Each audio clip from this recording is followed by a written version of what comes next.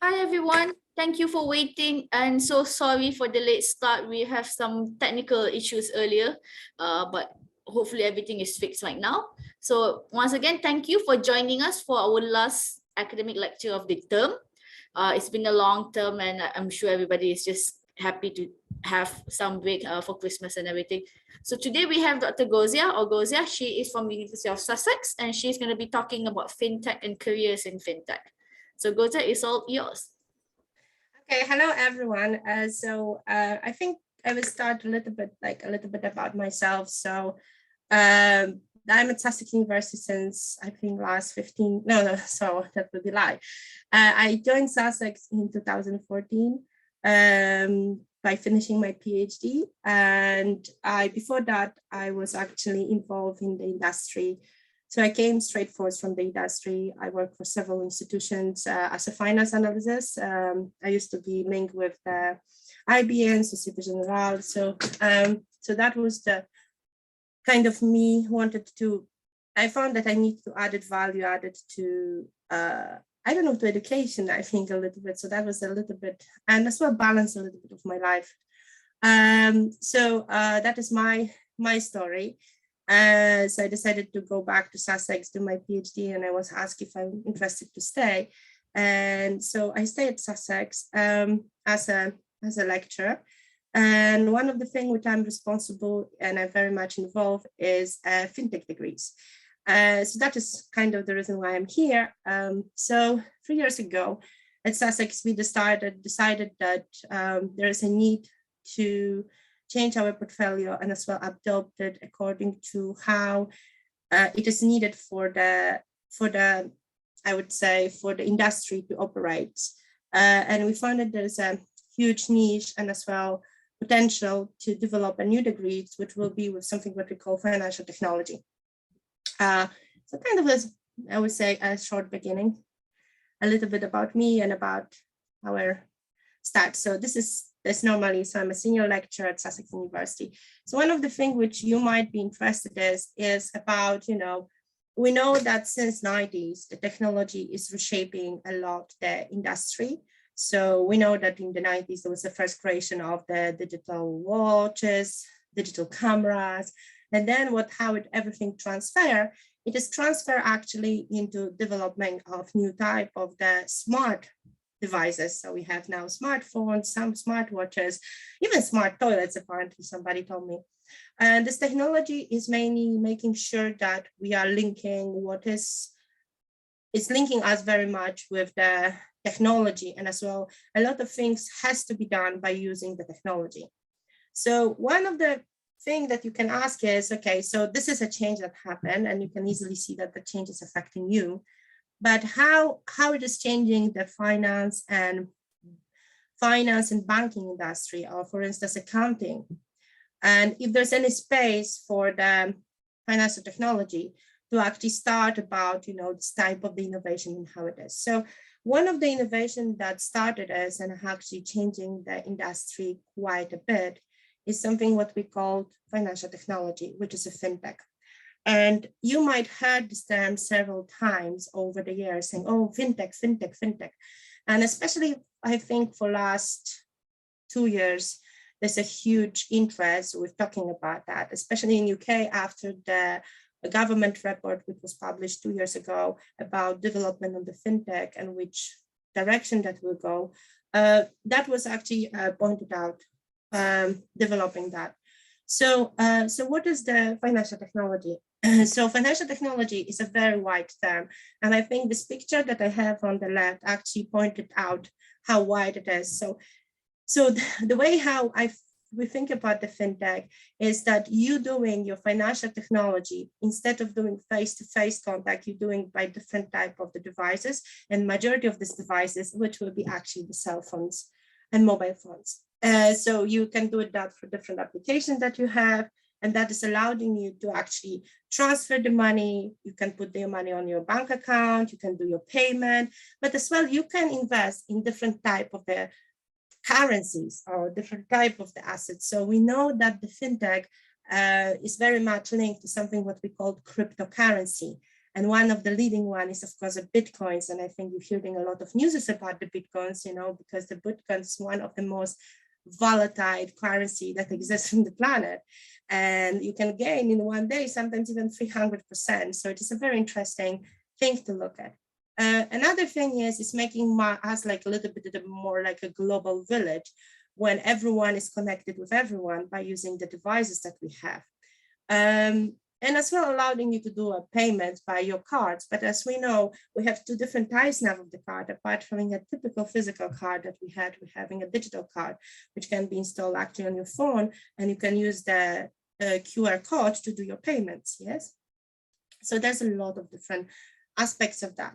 One of the aspects that FinTech actually are very much using is something what we call the blockchain. So blockchain is a new technology which allowing us to do transaction in a more cryptic way, more faster way, but as well more secured way. And the beginning of the blockchain is actually the beginning of the Bitcoins. Bitcoins has been created by using a blockchain technology in order to make transaction between one of the parties. And each of the transaction is coded, crypted, and as well divided in small cubes. When the transaction is reaching the other one, the whole cubes are put together, you put in the right code, and you can open and find out who is doing the transaction. So there's a lot of business models when we're thinking about the financial technology. So one of the things which is I already mentioned is of course the blockchain, but as well is everything which we're thinking as adaptation, not only blockchain, but as well adaptation of the mobile social cloud computing that actually happen. One thing which we can easily visible is that a lot of transactions can be done through the social media. And I think the good example of that would be Facebook, who developed their own cryptocurrency. As well, a lot of changes happening with the context about the trading, especially with the high frequency trading, algorithms, investment. So here we have something what we could call is a robot advising that has been developed. So many of the wealth management advisors are talking about that. I actually this year participate in the Wealth Tech Summit, which happened in London. And there was actually talking about that can robots replace the proper consultant. And one of the things everyone find out is that there will be a need for some kind of a hybrid approach. It's impossible that robot advising will not be existing. And definitely in the situation of the COVID, it has actually more and more needs to be. Another thing is lending. So aspect of lending is very much dedicated for something what we call online lending. So you can actually read a lot about online lending platform that exist, and they are allowing to lend between the investors. So instead of using the financial intermediaries as a bank, the investors can actually use the lending platform and actually borrow the money to somebody on the other cross of the border who is looking, for instance, for some amount of the money to start a business or buy the house, and etc. There's no need that financial intermediate is actually stepping in between the two players. Another part is, of course, rising of digital platforms. I already started talking about online platforms, but we know there's a lot of different platforms developing, trading platforms. When people are doing a lot of trading going on, like, you can book now the shares of the stocks, like in New York, but you're actually sitting in Singapore. By only using your phone, you don't have to even have a broker there to do it. I did that buying the Ubera, but I actually, were based in London by using a digital platform. So the platforms are not only as well for other reasons, like for instance, the transfer of the payment. We know the transfer right, which now changed to Wise, who allow to transfer across the broad different type of the money. And another part, which is very interesting, is open banking. Banks open their platforms for other parties to be actually serving the products. So now what we can see it is like a lot of banks allowing the online lending platforms to actually do the service through the online platform by doing open banking, by using the IP. And as well, the other part is, of course, I said, related to new type of the assets that has been developed based on the cryptocurrencies like Bitcoin, Ethereum, and etc. Which actually, what we know is this type of the currencies has been transferred in the digital with the derivative products. And these derivative products are based, they're like option futures who are using cryptocurrency for trading.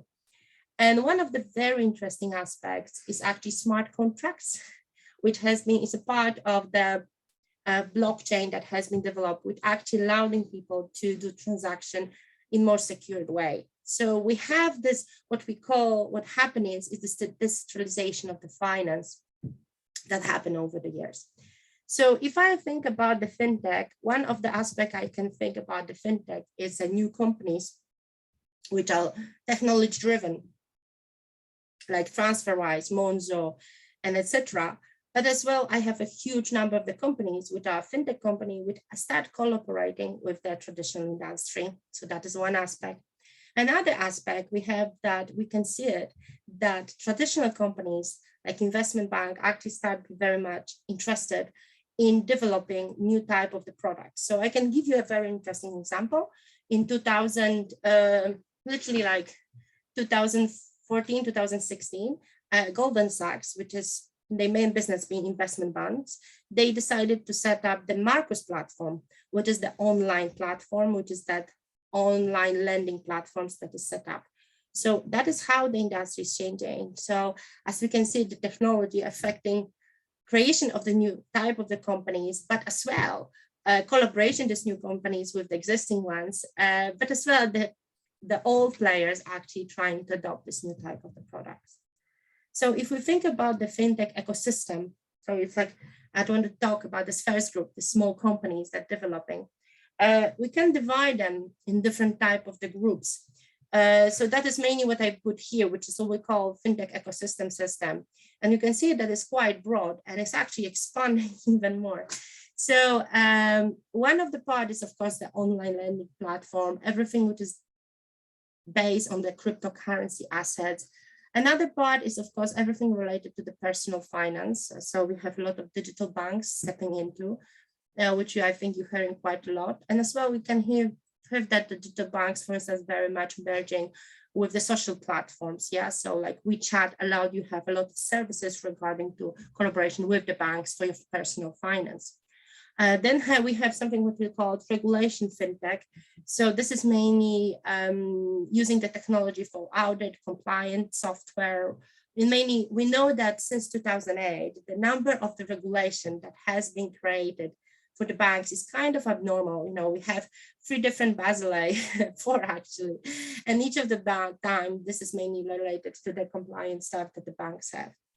Another one is relating to the payments and billing. So there's a lot of future problem about invoicing for the companies. So how it can be actually done better. You know, so for instance, one thing we can notice is that, for instance, suppliers has a problem that the invoice is not paid on the time or is put too late. So if they would be put on the blockchain technology that allowing them to much more better tracking that.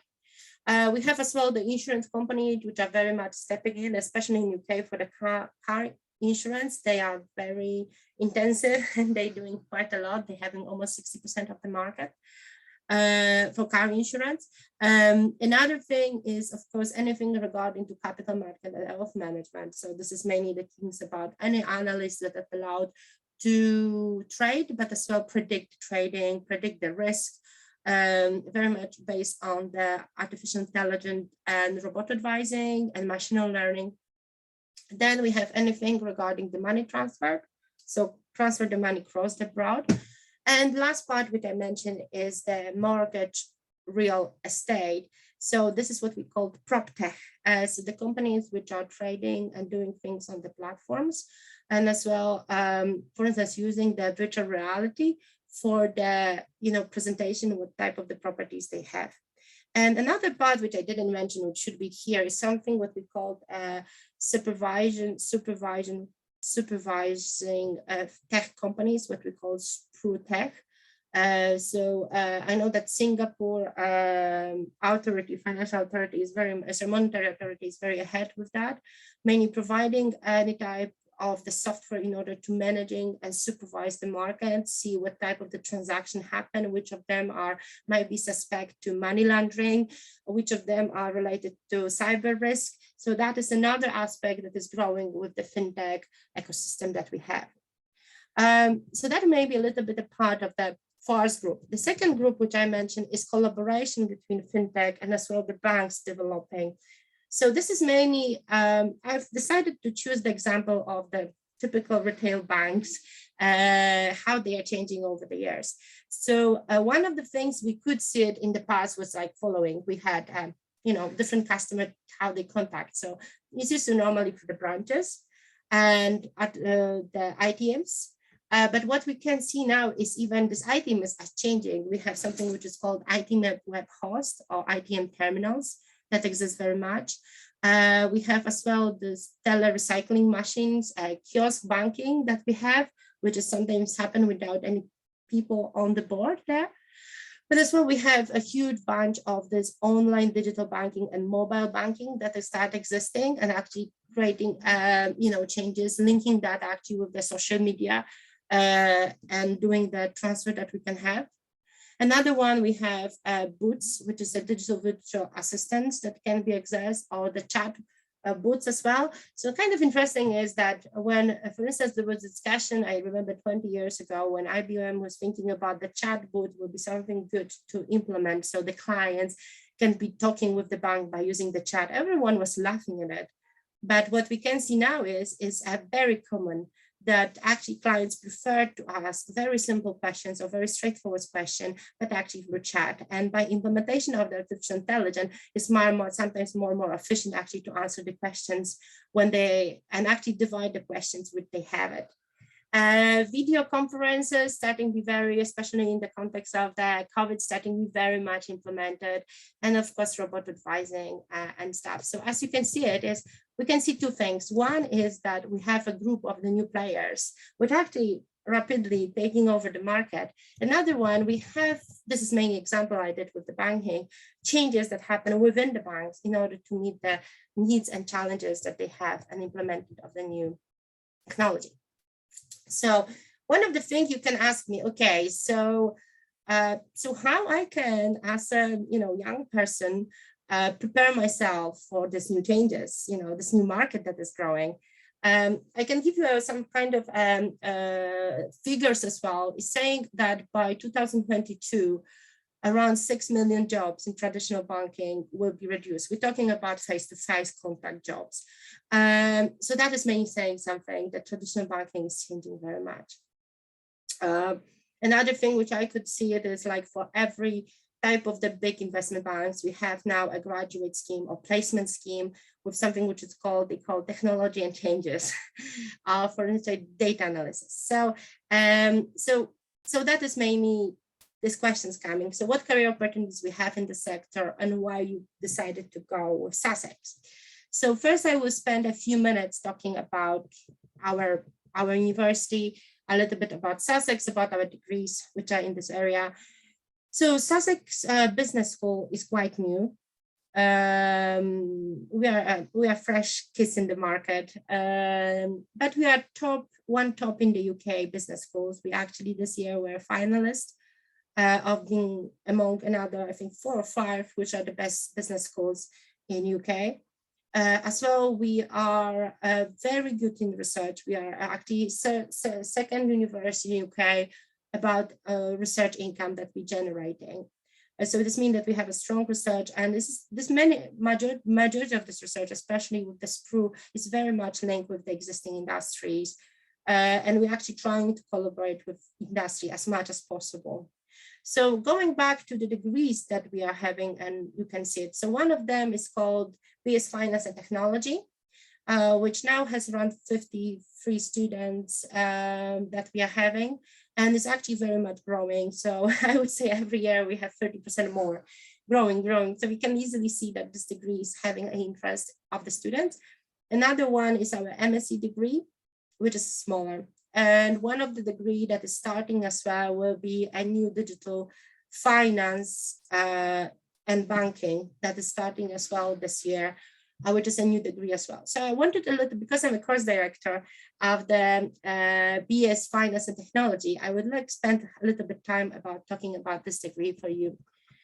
So this degree is a degree which has been created as a collaboration between a business school and as well the School of the Informatics and Engineering. So we work very close as a Department of Accounting and Finance with the Department of Computer Science to create this degree. So this degree has 50% delivered by us, which is Accounting and Finance, and 50% delivered by computer science. So our students have a very good background in finance because our degree is accredited by FCA, CAM, and as well CIMA. And so our students who are graduating, they are prepared for doing the exams for FCA. Actually, a part of our courses, especially like courses regarding the corporate finance, are actually courses they can take it for CIMA as well, which is accredited by Body for Finance. So that is something that we have. And as well, our informatics one is quite, courses are very kind of, I would say, coding oriented. So students are studying programming like C++, Java, they're studying as well Python, which is very essential now for the market. So they're very, very well prepared for meeting the needs of the market.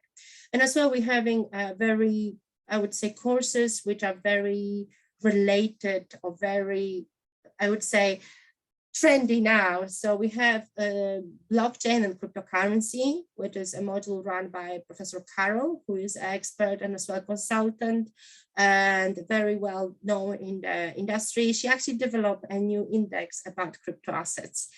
We have as well the one which is a digital banking and FinTech, when there's this discussion about, how the banks are changing and as well how they collaborate with the FinTech.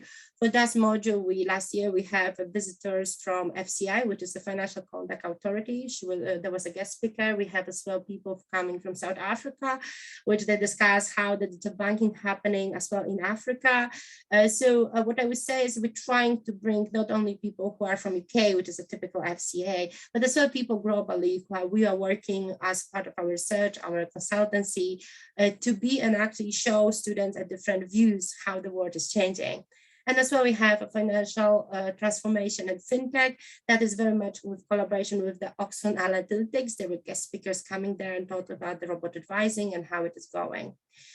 So that is mainly, and of course, I'm happy to share. I think we can as well share the links about if you wanted to look more details into the courses about which modules we have there if somebody is interested.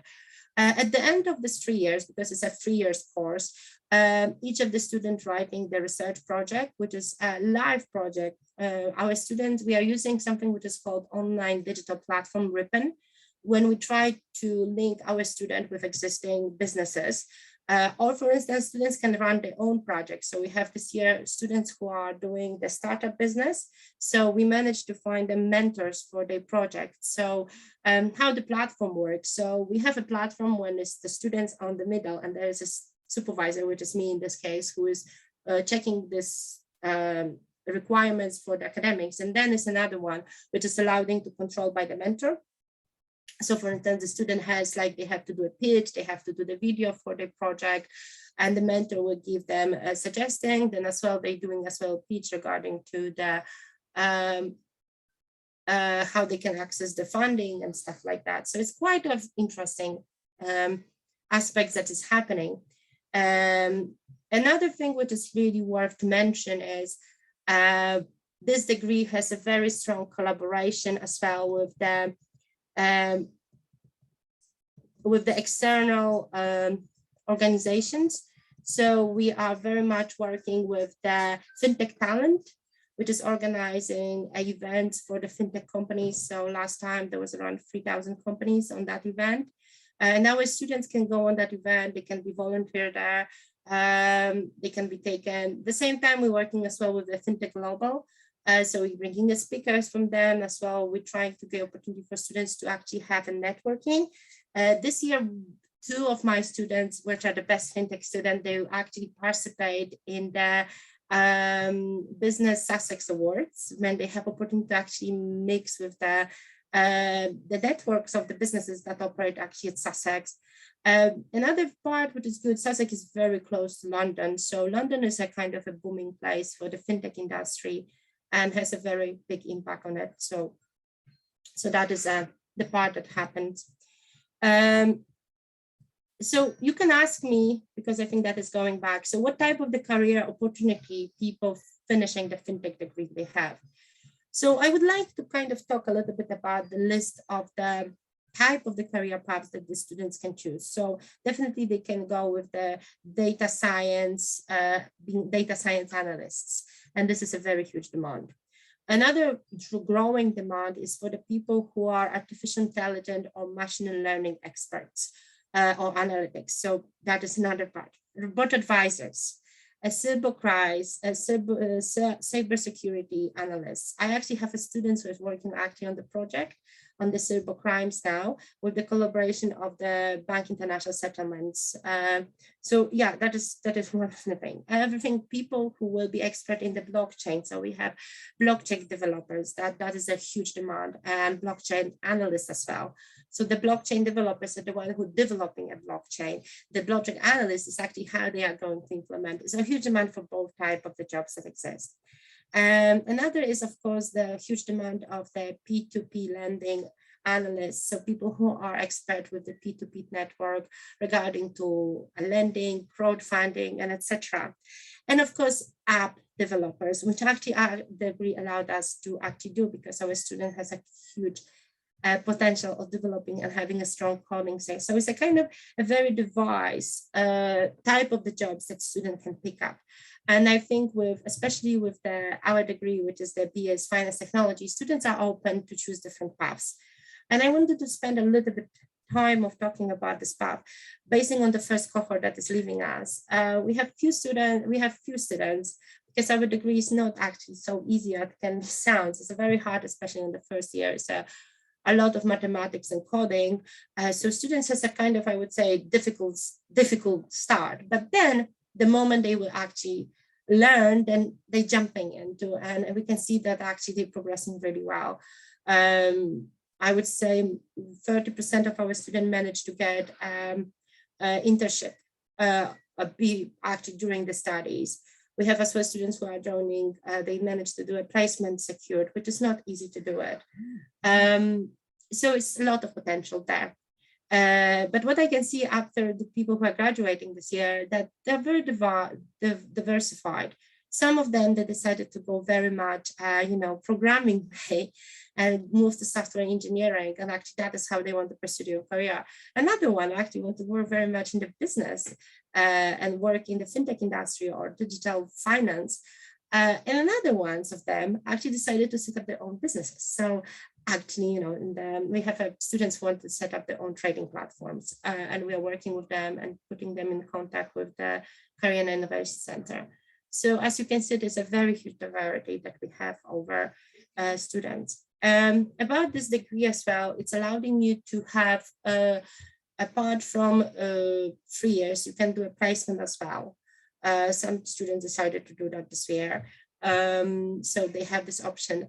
And another part, they can have a term abroad or year abroad. So on the second year, the students can go abroad. We have a student last year who went on abroad, even though it's a COVID situation.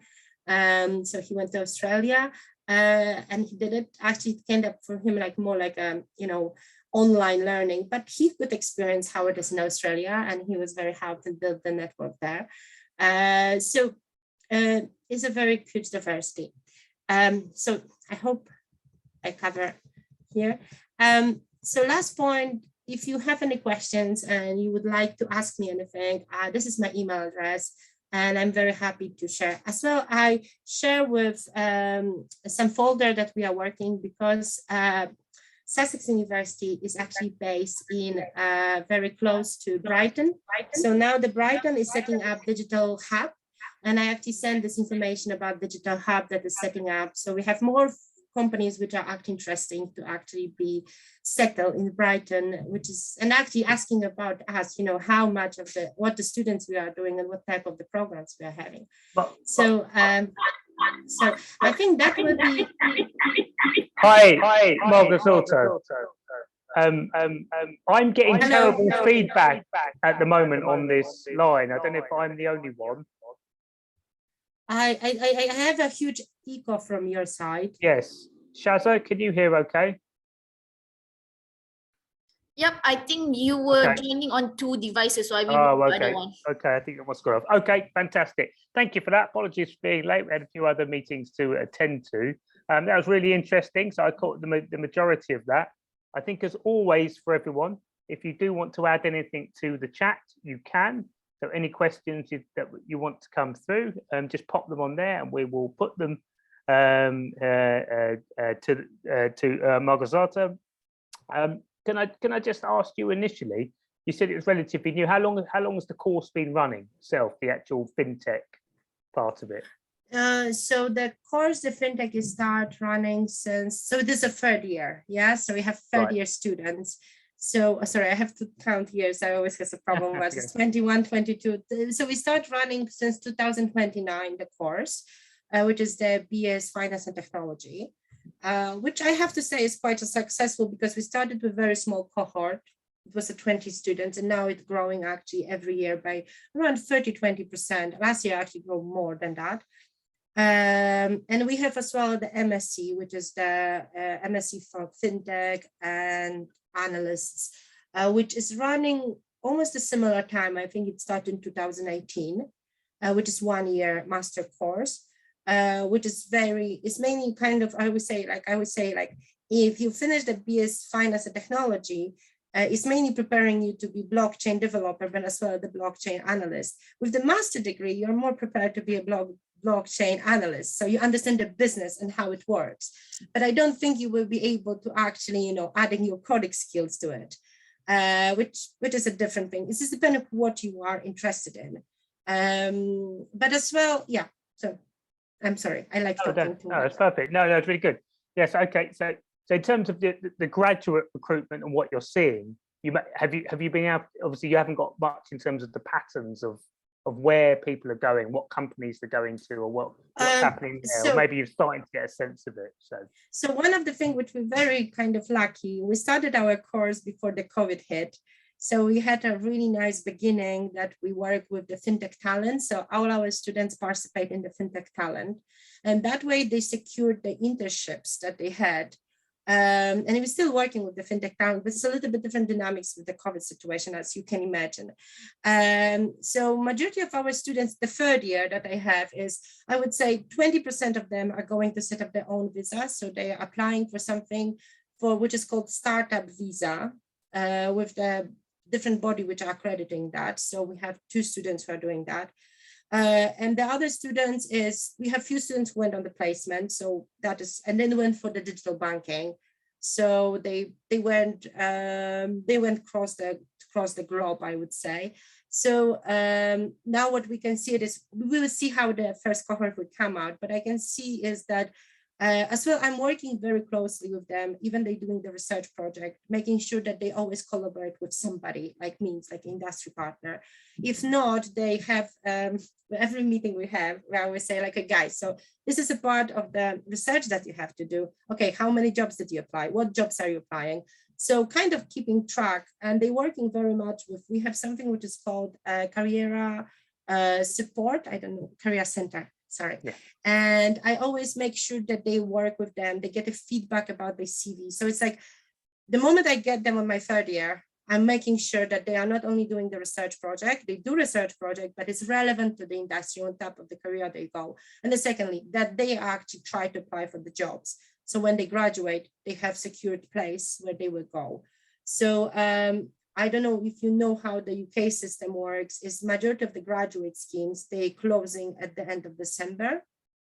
So the student has to actually apply November, December in order to secure the job in September next year.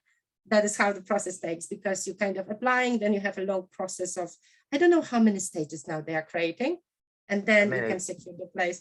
It's 6 or 7, I think. Yeah, I was that's talking kind of standard now is 6 or 7. To be honest with you, to get a scholarship here, to go to university, you're pretty much 6 or 7 stages of the interview process. So likely to get a full job in the UK, it's going to be similar or more. So yes. Okay, I was going to ask on that, just in terms of the type of companies. Obviously, if you look at other areas of tech, something like app development, you'd obviously have a lot of smaller companies. You'd obviously have some big players, but you've got lots of very small companies feeding into that. Is that similar to this, or are we talking about kind of more traditional companies that have sort of converted into this area more?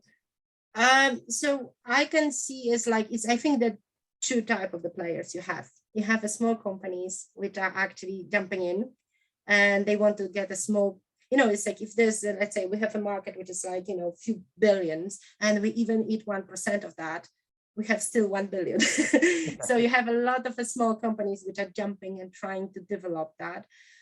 Especially we have a lot of companies, FinTech companies, which wanted to go with financial sustainability, kind of creating this aspect and implemented that because especially for startups, it's a lot of grants for especially like green FinTech industries, investing or creating a portfolio when you're investing in the green friendly companies. So they can get a lot of funding from the UK innovation strategy. So there's a lot of companies developing that, but it's not big players. Big players has to change the strategy. They already found out that if they don't change the strategy, they will not survive, or they will lose quite a significant percentage of the apple, and they don't want to share that apple. So yeah, you can see that straightforward. And the big giants. So I was going to say, with the big banks, I mean, how are they responding to this? I mean, are they kind of going in for it wholesale now? Really, it's okay. So I can explain you. I can explain it because it's like so when we start degree, we collaborate very much with the Barclays, which is one of the biggest banks in UK and globally as well. And they were the one who are giving us feedback regarding how to design the degree.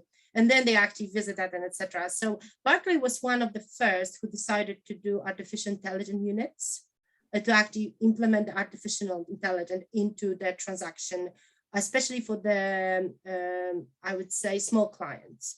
And one feedback that they gave to us that they need a solution for the corporate clients, or I would say, yeah, the corporate clients. They didn't know how the best way of doing that with the technology.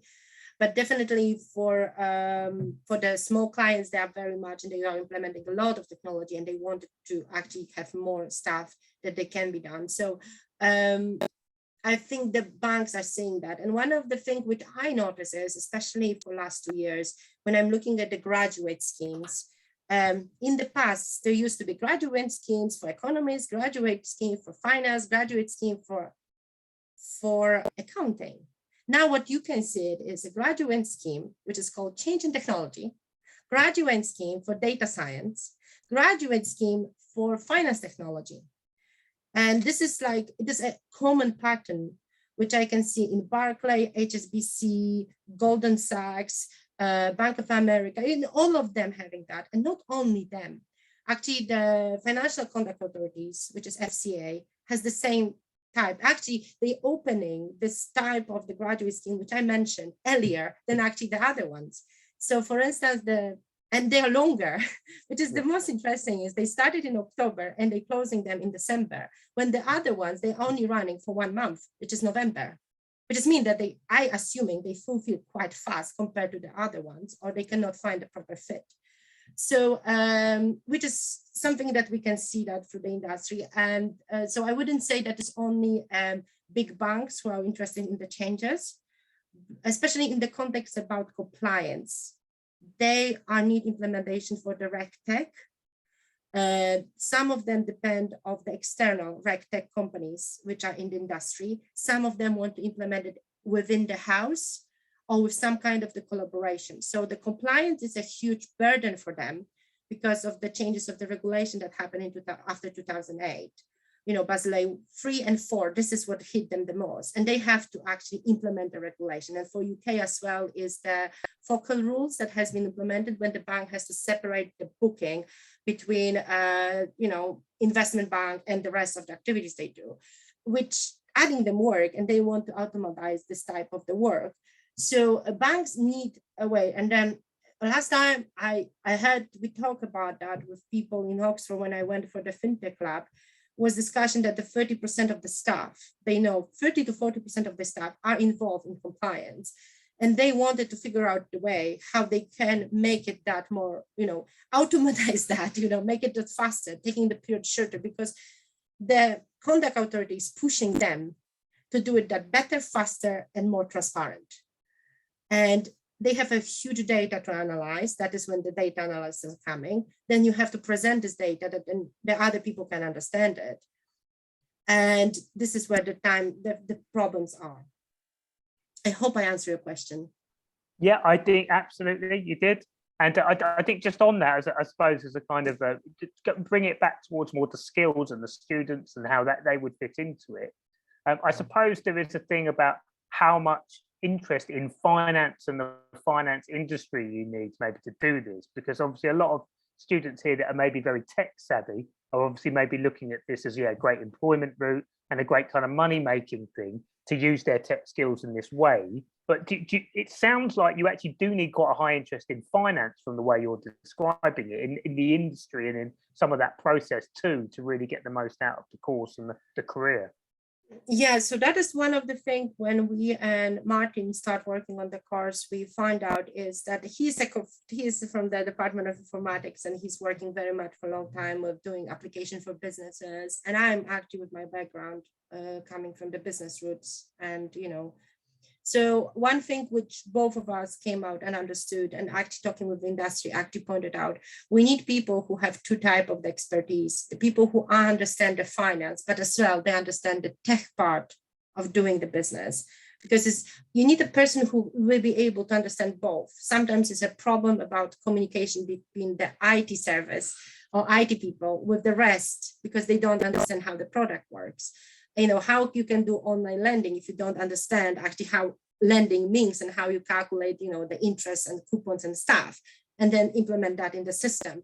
So that is where we tried to actually place our degree. And that was the case. We very, very keen that we get accreditation by financial bodies. So that is the reason why the FCA step in, when CIMA step in, because that was important for us, that we will have this accreditation, that our courses in finance are well prepared, so the student understand, the finance bit as well, the core finance. Of course, we cannot teach you everything. It's impossible. That you finish your degree, you will be still on the learning curve.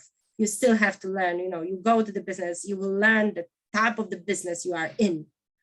But we're trying to make sure that you will get this good, I would say, a base, the good, like kind of foundation that you can build your career on. And that is where we're standing here. Yeah. Okay, excellent, fantastic. Again, got chance, if you want to put your question in the chat, you can. I've got a few more, we haven't got that long now, so we started a bit later today. So I've just got a couple more questions for you, and then if anyone wants to cut in, you're more than welcome to. But and also, if you want to message me or Ms. Shazza directly, you can too. I suppose I'm just very interested in, obviously, you'd say this is a relatively new-ish area, as I suppose, as a kind of industry with a name. I think it's very much become, I think, a bit of a buzzword for other people. So when we have other lecturers on here in other things, in business or in, IT or the various computing things, obviously they'll say, where are your graduates going? FinTech is the term that they'll use to kind of, to cover a large part of the industry. I just wonder what you think going forward is the big thing. You mentioned a lot about AI, but what over 10 years' time, what do you see as the kind of key developments? Where are a lot of your graduates and other people in the industry going to be working? Where's the big expansion going to be? I think the back office will be something that we would develop very much, and the front office will be very much limited. So one thing which I pointed out when I was a guest speaker for the Wealth Tech Summit, we talk about how the technology is changing the wealth tech industry. So wealth tech industry, wealth management is very human oriented, it's industry. When you normally have your financial advisor who you contact, and that way you're making your portfolio, investing, you can, you have 3 billion and you're investing that. And what we could see it is straightforward is the hybrid approach that is happening. So kind of mix between artificial intelligence and the finance advisors. So there's sort of the type of the question which can be answered very fast and very, the most efficient way for the investor. And there are more complex questions which will have to be dealt by the financial advisor. And I would say that is one part that is developing. So definitely we're going more in the hybrid approach.